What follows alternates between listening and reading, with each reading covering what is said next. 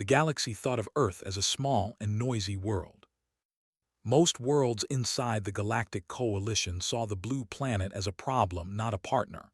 Human signals had been loud for more than a century.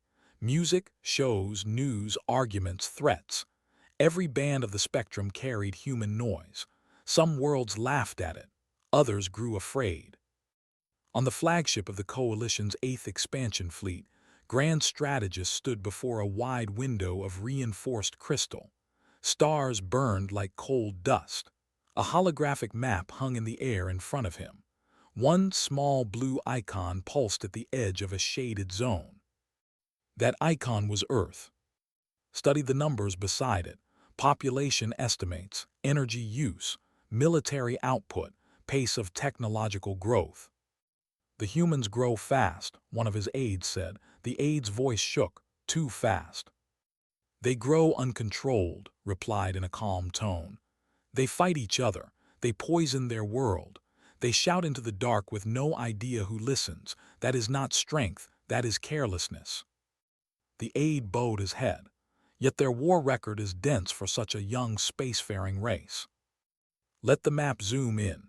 Human ships appeared as small icons now, simple designs by Coalition standards, sparse fleets, thin supply lines, weak outposts on nearby moons and asteroids.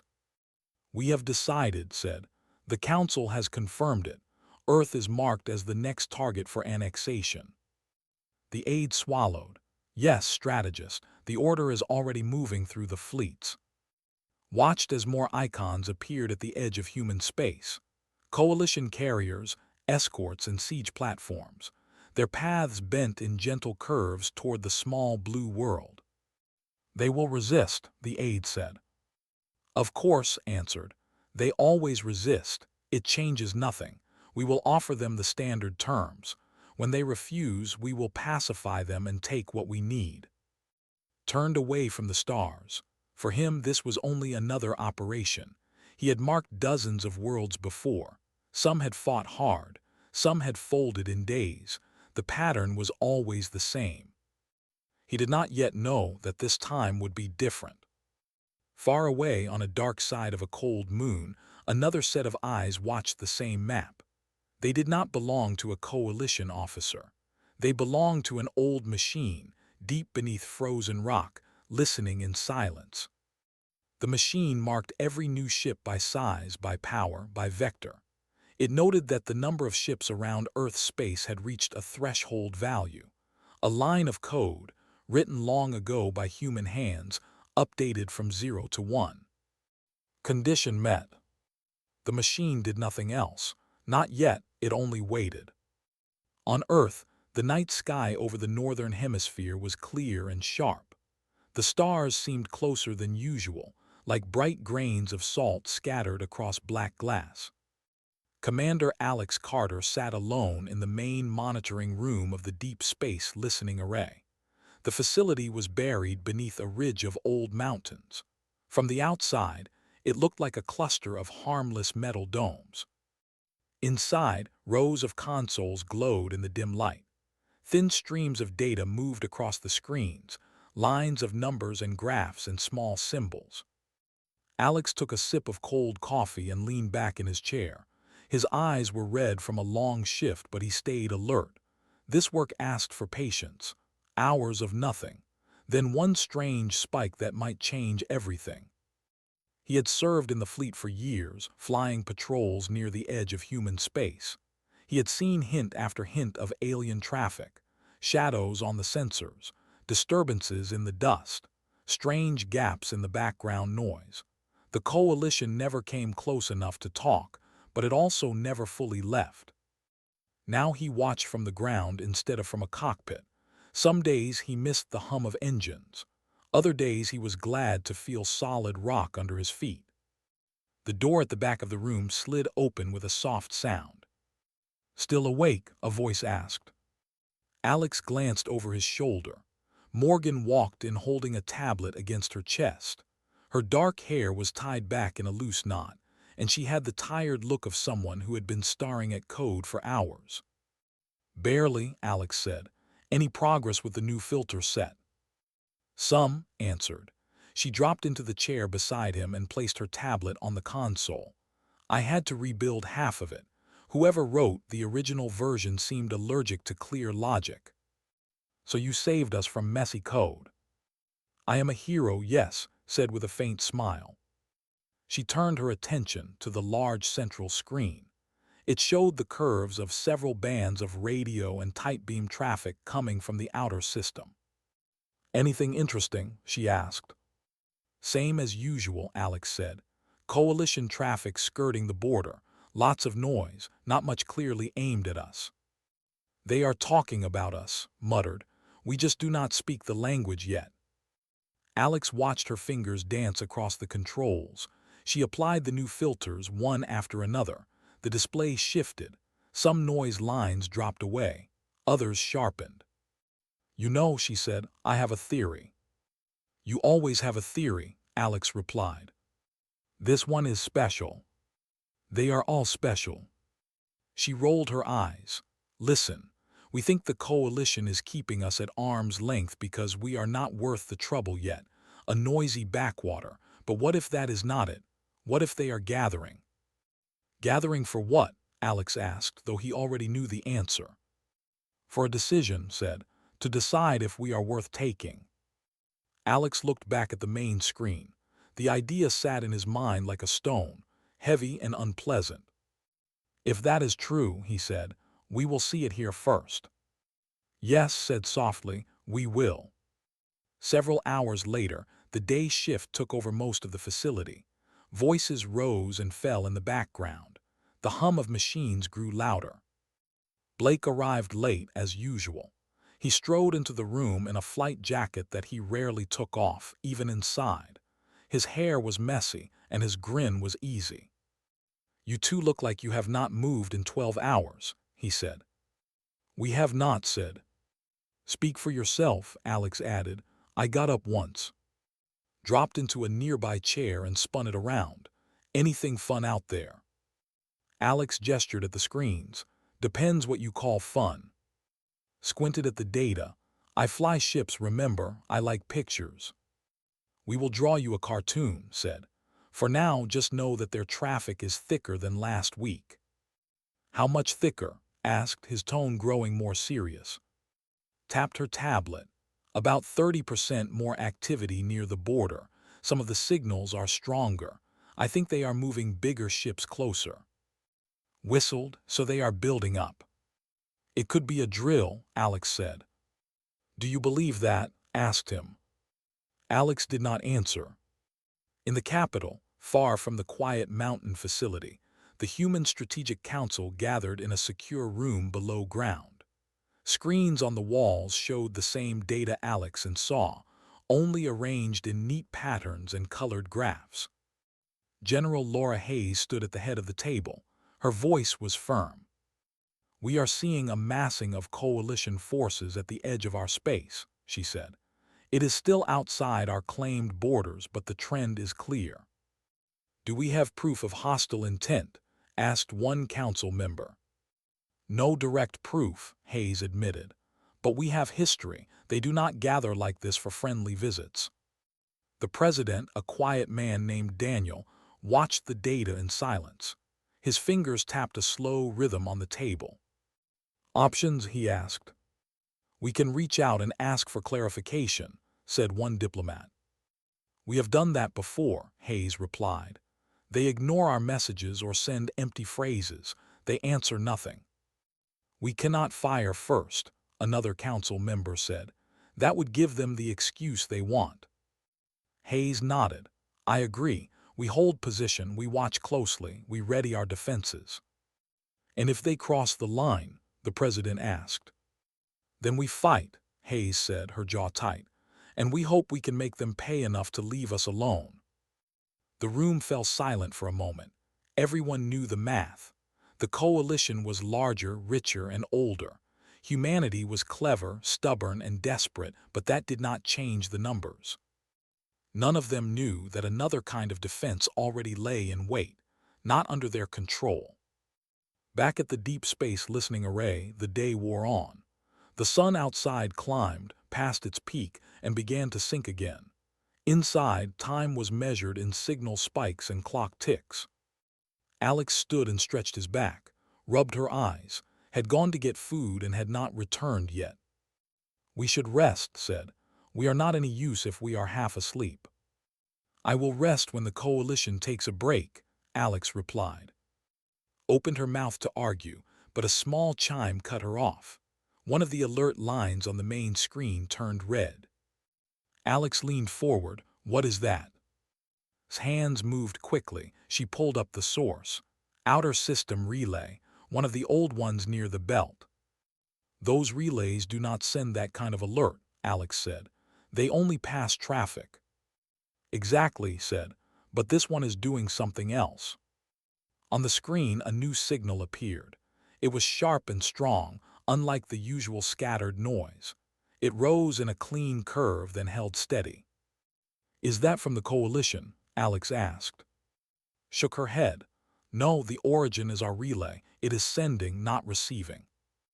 Alex stared at the data. "Those relays are old. Half of them are barely working. Who told it to send anything?" "I do not know," said. She sounded more excited than afraid now.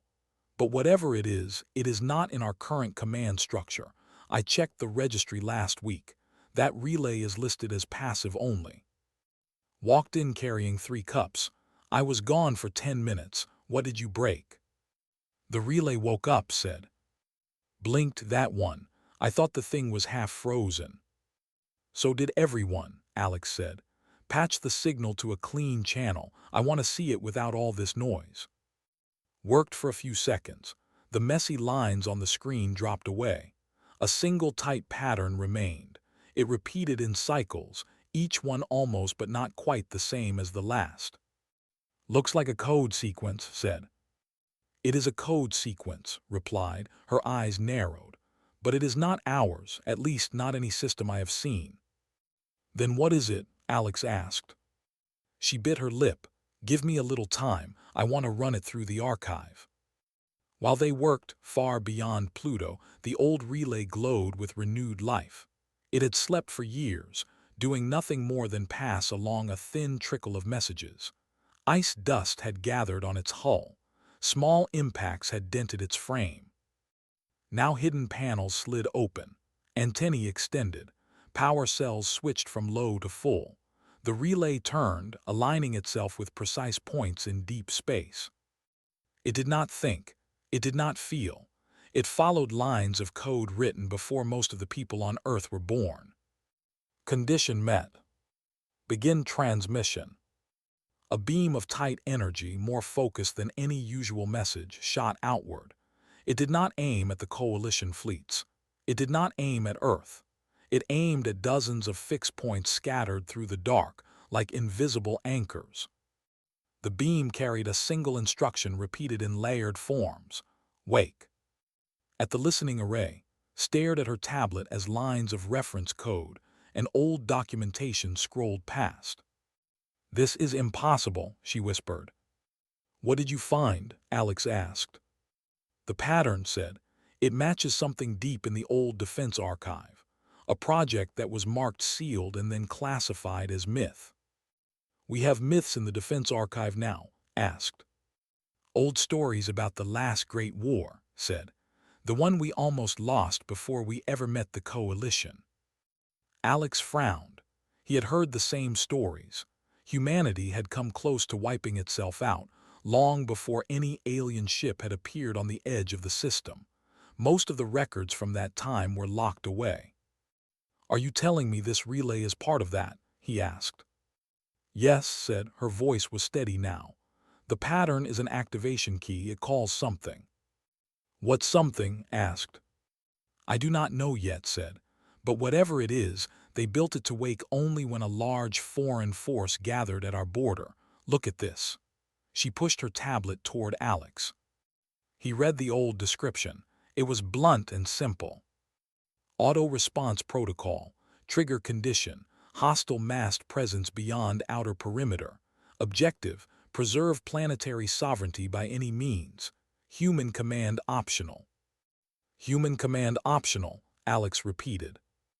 Which means, said, this thing does not need us to tell it what to do. Once it wakes up, it does what it was built to do. Let out a slow breath.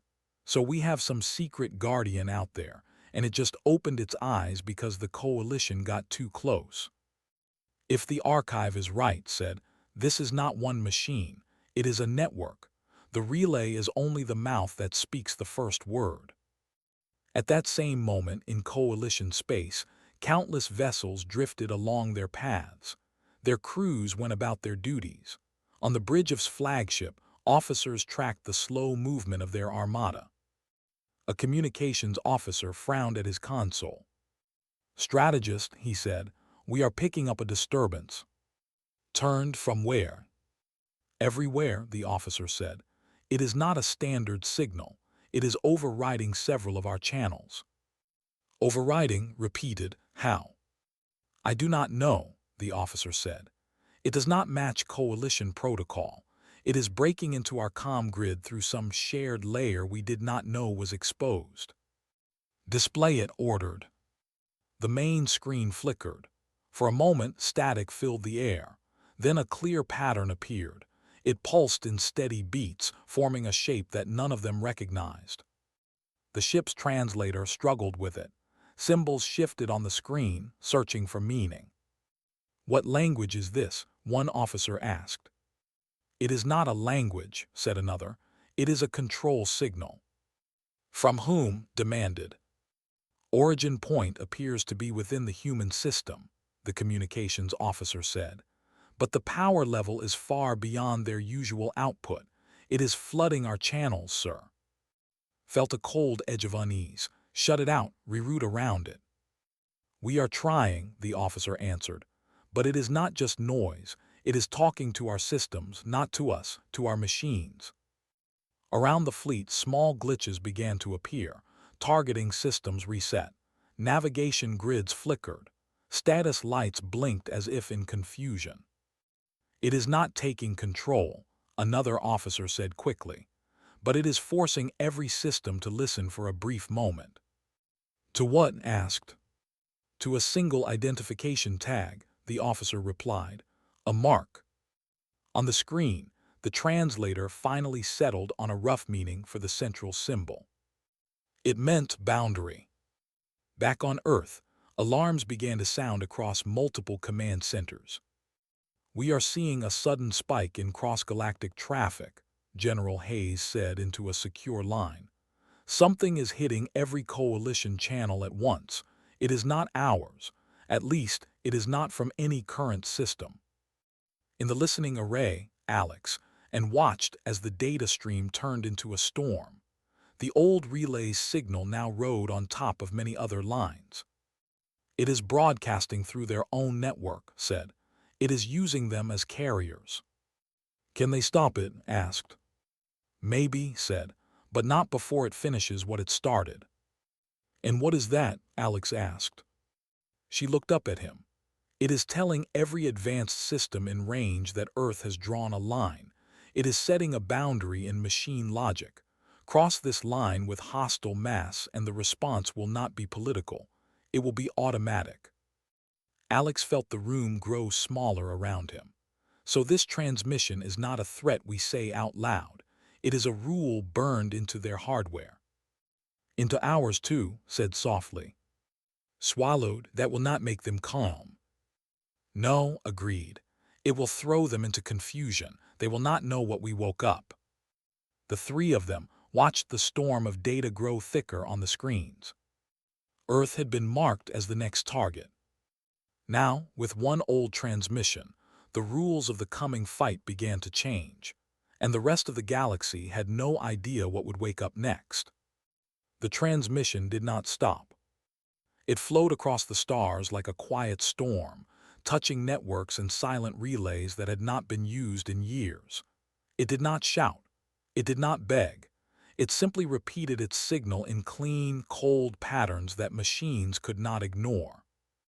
On Earth, Alex Carter felt the weight of it in the way the room had gone still. Every person inside the listening array had stopped breathing for a second.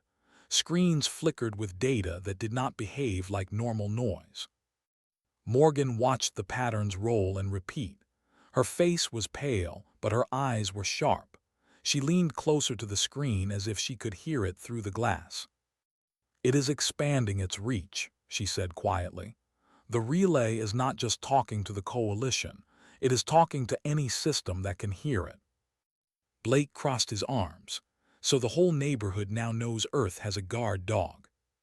"Not even a guard dog," replied. "More like a locked door that shocks you if you touch it." Alex kept his eyes on the data. "Can you trace what it is waking up?" "I can see pings," said.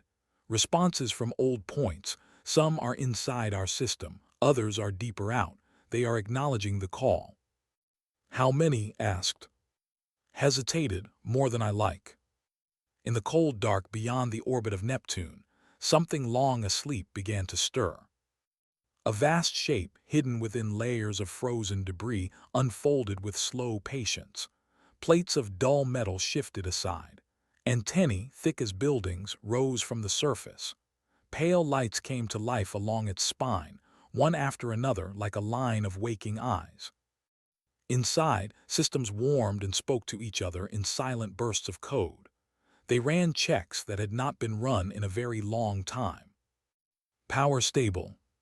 Weapons ready. Defense grid aligning. No human hands touched its controls. No modern server spoke its language. It answered only one master rule: protect the planet. More shapes responded like this in scattered places. Some in empty orbit. Some inside old asteroid belts. Some hidden within regions where space bent just enough to mask their presence. They had no names in human records now. They were only remembered as myth, half-wild stories whispered by engineers and old officers. They moved into position without haste and without fear. Across from human space, the coalition fleet slowed. On its bridge, the air had grown tight. Every officer watched his or her display with care. The strange signal still traced faint pulses through their system logs. "Status report," demanded. "Communications stable but distorted," the officer said. "Navigation holding, weapons functional, but we are detecting unknown objects energizing inside the human boundary." His eyes narrowed. "Objects." "Multiple," the sensor chief added. "They were not present before. Some are very large, larger than anything we have seen from humans." "Are they vessels?" asked. "We cannot confirm," came the answer. "They are not moving like ships. They are shifting position with precise angular motion, as if taking predefined stations." Did not like the sound of that. "Adjust fleet trajectory," he ordered. "Keep distance. Do not provoke until we understand this development." A low hum of agreement moved across the bridge, but fear edged every voice. The confidence they had once carried felt thinner now. On Earth, General Laura Hayes stood in a secure command center, watching the same ghostly outlines appear on her own strategic map. "These are not coalition vessels," she said. "Their power signatures do not match anything we know of theirs." "Then whose are they?" Daniel asked from the head of the table. Hayes looked up slowly. "Ours, or at least they were built by us." A murmur filled the room. "We built things like that?" someone asked. "Long ago," Hayes said. "Before most of us were born. Before the space age as we know it settled into order. There were projects that never went public. Systems designed to act without permission if a true external threat gathered." "And now they woke up," said. "Yes," Hayes replied, "and they are not checking with us first." Silence returned. "Can we stop them?" asked.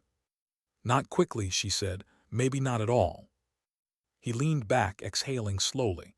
"Then for now we observe." Back at the listening array, his fingers moved as fast as the data would allow. She dragged old files from deep storage and forced her system to breathe life into them. "There is a pattern to the awakened nodes," she said. "They are forming a shell, not around Earth exactly, but around key approach vectors." "A wall," said. "A moving wall," she corrected. "Smart positioning. It updates every few seconds. Alex stared at the screen. Who programmed this? Shook her head. That team is long gone. Half their names were erased. The rest moved into history and silence. Do you think they expected aliens when they wrote this? Asked. Maybe, she replied. Or maybe they just expected something worse than themselves. Far in the silent sea of stars, one of the newly awakened human constructs fired a brief test pulse. The beam crossed empty space and struck a dead rock far from any fleet. The asteroid cracked cleanly in half, and both sides drifted apart, smooth as glass where they had been split. The construct adjusted its alignment. It sent no celebration, no warning. It only functioned and logged results. Test complete. System optimal. At the coalition line, scouts crept forward, their crews tense. We are receiving repeat signals, one scout commander reported. Each burst contains the same core marker. He paused. It is telling us to maintain distance. Is it an ultimatum? Asked an officer. It is not phrased to be a choice, the commander said. It is phrased to be a state of reality. Cross this boundary and systems will react. Folded his hands behind his back. Humans did not send a negotiation. They sent a reflex, he said. That is dangerous. The outer edge of the solar system no longer felt empty. Shadowy shapes drifted into careful formation, silent and calm. They did not rush. They did not speak. They simply took their places as if the pattern had been planned long before the first human satellite ever left the planet. Alex Carter watched the tactical feed as icons locked into precise positions. Each one carried a power signature that made his skin feel tight. These were not the ships he knew.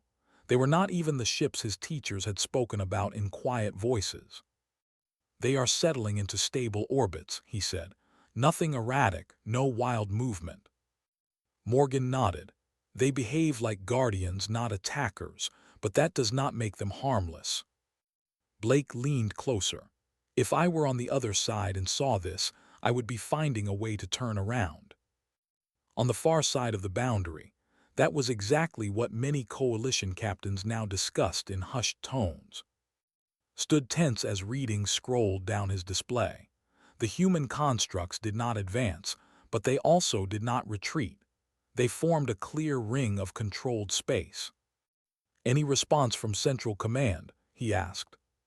They are reviewing the data, an officer replied. Some factions want to push forward to test the defense. Others advise full withdrawal until more is known. Turn toward the field. If we press now and these systems react as predicted, the loss would be severe. They are not bluffing. We all know that. The officer hesitated. You believe they will fire? I believe they will obey their code, said, and that is more dangerous than emotion. Back on Earth, the Strategic Council watched as the coalition line wavered. Ships slowed. Some changed direction slightly, as if testing invisible walls. General Hayes folded her arms. They are probing the boundary, not crossing it. Daniel looked tired. Can we open a direct channel? We can try, she said. But whatever woke the Guardians is still broadcasting. That signal may drown us out or twist our message. Try anyway, said. We need them to know we are not starting a war on purpose. A communication team worked fast. A narrow beam message pushed toward the nearest coalition command node. It carried words, not code. We acknowledge your presence. Human space is under protective protocol. We request distance and dialogue. We do not seek conflict. The message vanished into the dark, small and fragile against the machine storm. In the listening array, searched deeper into the old files. Dusty record fragments loaded, each one older than most current systems. I found references to this network, she said. It was called a sovereign lattice. The notes say it was designed to act if humanity failed to defend itself or if time became too short for debate. So it was built because people did not trust future leaders, said. No, answered. It was built because people knew future leaders would still hesitate when survival was not clear. Alex said nothing. He understood that too well. The awakened constructs continued to shift with precise care. Every change was calculated.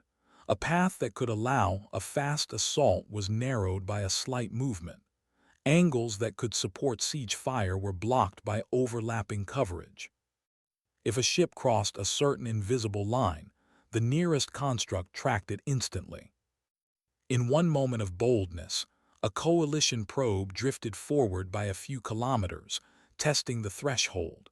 It crossed the defined boundary by a thin margin. The nearest Guardian rotated just a fraction. A soft but bright beam flashed across space. The probe vanished in a clean pulse, leaving nothing but faint particles. No other fire followed, no warning tone, just one precise correction. Word of it spread across coalition channels in seconds. His jaw tightened. That was a demonstration, he said. They wish to show what will happen, not start full engagement. Do we continue? An officer asked. Looked at the screen at the solid wall of silent machines. No, we hold. On Earth, Alex watched the same event. His heart beat faster as the probe blinked out of existence. They destroyed it, whispered. Yes, Alex said, without hesitation. His voice was quieter, but also without anger. They acted like traffic control, not soldiers. Alex looked at her. That almost scares me more. Across the galaxy, the signal now reached other listening posts, other distant worlds. Some species that had never considered humanity a threat suddenly saw the data streams and felt unrest. Old alliances began to shake. Fear spread in whispers. Is Earth hiding? Is it alive? Is it lost to machine rule? The questions grew, but no clear answers followed. Inside one of the Guardian cores, silent lines of logic ran without pause. Each number matched a threshold. Each reaction held to purpose. Detected foreign mass shift. Evaluating intent. Threat level moderate. Recommended action, deny access. The machine did not care about politics, fear, or pride. It cared only about keeping one small world safe. At the Coalition Command Center, far from the front line, voices rose in sharp debate. We cannot allow a single emerging species to control strategic corridors with hidden autonomous defense, one leader snapped. Yet forcing a breach could cost us an entire fleet, another countered. Those constructs are beyond current modeling. Then we demand that humans dismantle them. And if they cannot? The argument circled with no rest. Every path seemed dangerous. Every delay fed the chaos further. On Earth, city lights glowed as people lived normal lives, unaware of how close the edge had come. Children laughed, trains moved. Citizens argued over small things. Above them, ancient machines guarded their sky, unseen and unpraised. Alex stepped outside the listening array for a moment. Cold air touched his face. He looked up and imagined the silent ring that now watched over the planet. Joined him a few steps later. You look like someone who just found out the ground beneath him is not natural rock. He gave a tired half-smile. It is not. It is a shield we forgot we built. She folded her arms. Do you trust it? I trust that it will follow its rules, he said. I do not trust that its rules still match our values. Back inside, alarms flickered again. A new wave of data rolled through the system. The transmission changed pattern, reported. It added a second layer. His fingers moved fast. It is shifting from alert mode to sustained enforcement. That means it expects this standoff to last. Alex's eyes narrowed. So this was not built for a single moment of danger. It was built for long pressure. Nodded slowly. Yes, for siege conditions, for waiting out an enemy that might stay for months or years. In coalition space, watched as more neighboring fleets altered course, choosing safety over risk. The originally united force now looked scattered and uncertain. "They are losing discipline," he muttered. "Or gaining caution," his aide replied. Said nothing. His thoughts kept returning to the precision of the defense, to the single probe erased without waste or delay. This was not the behavior of a frightened species. It was the behavior of something prepared for extinction and unwilling to repeat it. On Earth, Daniel's voice echoed across a secure channel. "We must prepare a message that explains this without igniting more fear," he said. "We speak calmly. We emphasize control." General Hayes nodded. "Then we must truly work toward control, because right now something else speaks louder than us." The Guardians held their position through darkness and light. Solar flares licked harmlessly at their shields. Dust storms passed like thin ghosts. They adjusted, corrected, and waited. In one distant outpost, a coalition scout scanned high-resolution data of the constructs and whispered to his crew, "They are not pointing at us like weapons. They are positioned like walls." The words reached later. He considered them in silence. Walls could still kill you, he knew, but walls did not chase. At the listening array, compiled a clean report and forwarded it to Central Command. It detailed the boundaries, the firing incidents, the stability of the lattice. Her last line was simple. "The system is calm, but it does not blink." Alex read it and nodded once. Out beyond the far ring, the old relay continued to broadcast its steady call, but its tone had softened. The harsh urgency was gone. Now it spoke in pulses measured and even. "Status confirmed. Defense grid active. Integrity holding."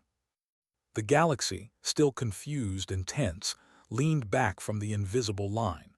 For now, Earth remained untouched, not because of treaties or mercy, but because a quiet machine logic had drawn a line and every ship understood it would not bend. And so the chaos did not fade. It settled, heavy and cold, like fog waiting for the next brave soul to step too far forward. The silence around the boundary grew strange and heavy. Days passed, then more days. The Guardians did not move unless the coalition fleets adjusted their lines. When that happened, the machines answered with smooth changes of their own.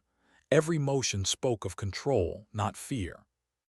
Alex Carter watched the pattern settle into a tense calm. He had slept little. The glow of screens had become the light of his world. Outside, time flowed in normal rhythm, but inside the command zones, every minute felt stretched thin. Morgan stood beside him, her arms folded, eyes fixed on the data.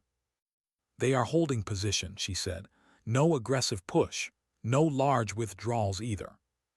"They are waiting for us to make the next mistake," Alex replied. Blake laughed weakly. "I do not like being the smart species that everyone waits on to mess up." Gave a tired smile. "At least we are considered worth watching now." In coalition space, fleet remained at a careful distance. His officers rotated shifts, but the unease never faded. "The humans have not fired again," one officer noted. "They do not need to," said. "Their machines speak clearly enough." "Central Command requests your updated recommendation," the officer added. Turned from the wide view of the boundary. "Tell them this. If we force entry, we will trigger a response we cannot control. If we remain, we feed instability. The best path is to withdraw and reevaluate all future contact with Earth." "That will be seen as weakness," the officer said. His eyes narrowed. "Better weakness than ruin." On Earth, Daniel stood before a broadcast array meant for deep space communication. The message they prepared was simple. It spoke of sovereignty, defense, and peace. He cleared his throat and began. "This is Earth. We do not seek conflict. The defense systems active now were built for survival, not conquest. We ask for respect of our space and open understanding through calm dialogue." The signal was sent into the void. It carried no threats, only steady resolve. At the listening array tracked how the coalition received it. The response was slow but present. Some nodes echoed uncertainty. Others showed relief. A few still carried hostility. "They are divided," she said, "but the general movement is backward. They are pulling away." Alex leaned forward. "All of them?" "Not all," she answered, "but the largest fleets are changing vectors." Let out a long breath. "So we scared them just enough." "We did not scare them," corrected. "We reminded them that we are not helpless." Far beyond human sight, one Guardian adjusted its position as the coalition line shifted. The tension on its tracking sensors fell by a small margin. Threat level decreasing. Recommended action: maintain perimeter. It did not relax. It did not celebrate. It simply continued its duty. Across the galaxy, the story spread fast. Earth was not a weak prize. Earth had teeth. Earth had old machines that did not listen to fear. Some species felt anger. Others felt respect. Many simply felt relief that the chaos had not turned into full war. Watch the edges of his map empty, ship by ship. The great mass that had once stood ready for invasion now slowly dissolved into safer positions. "We are falling back to observational range," his aide said. Nodded. "Record every detail of their defense grid. We must understand what we face today." "Yes, strategist." Kept his eyes on the faint ring of light that marked human territory. He spoke quietly, almost to himself. "They were not trying to conquer us. They were trying to make us stop." On Earth, cities still moved forward in normal life. People walked their streets. Markets opened and closed. Children asked simple questions about the stars, not knowing how close those stars had come to danger. In the listening array, Alex finally allowed himself a deeper breath. His shoulders loosened just a little. "They are retreating," he said. "Not running, but leaving." Nodded. "We have bought time." Looked serious now. "Do you think they will come back stronger?" "Yes," Alex replied, "but not blindly. Now they know we are not just noise on the spectrum." General Hayes addressed the Strategic Council again. "The immediate risk of invasion has dropped," she said. "We must now focus on understanding and, if possible, integrating control of the Guardian network. We cannot let a system of this power operate forever without oversight." Daniel agreed. "And yet we owe it our safety." "That is true," she said, "but trust cannot replace responsibility."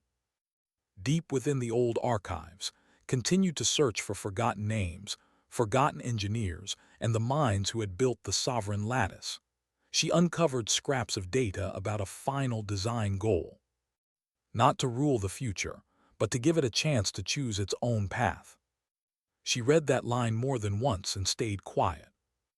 Beyond the perimeter, the coalition fleets held at a new, safer distance. Tension still lived there, but the edge of panic had faded.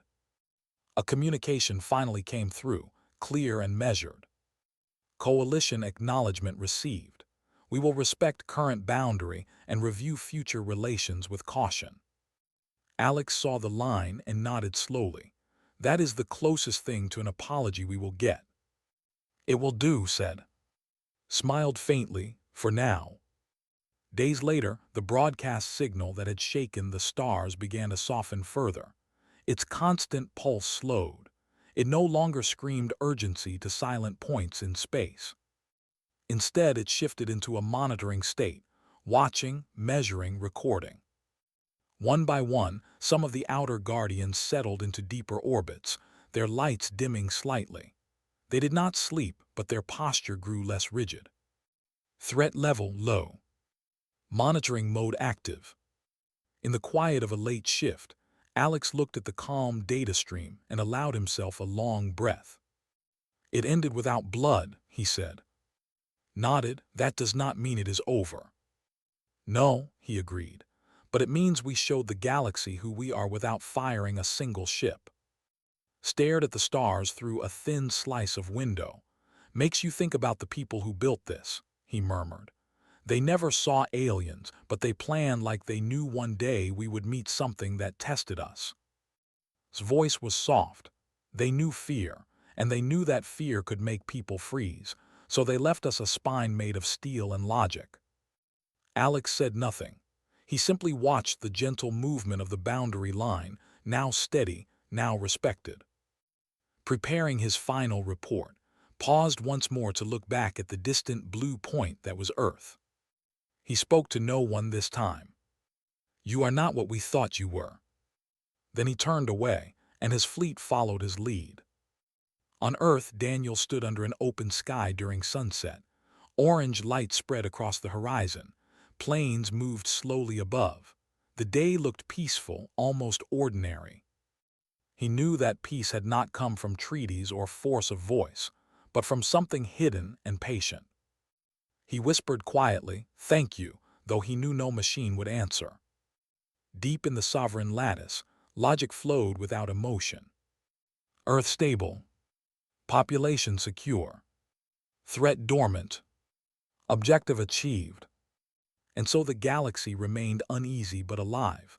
The stars burned on, trade resumed, stories spread, fear softened into caution. Humanity, once seen as loud chaos, was now seen as a world that had faced extinction, remembered it, and chosen not to kneel again. The Guardians did not loosen their watch. They simply waited, quiet and exact. Ready for the next moment, the universe tested the small blue world that had learned how to endure.